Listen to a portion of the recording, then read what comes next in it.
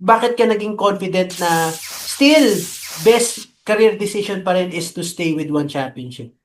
Naging decision ko that time kasi ayun nga,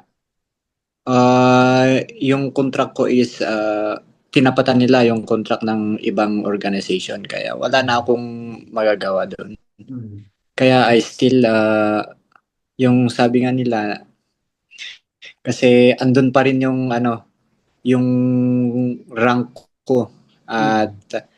gustong-gusto ko talaga sa maging champion sa isang Mm. organization. Pero ayun nga, we're praying para maging maayos. Mm. Maging maayos itong organization para tuloy-tuloy pa rin yung laro natin.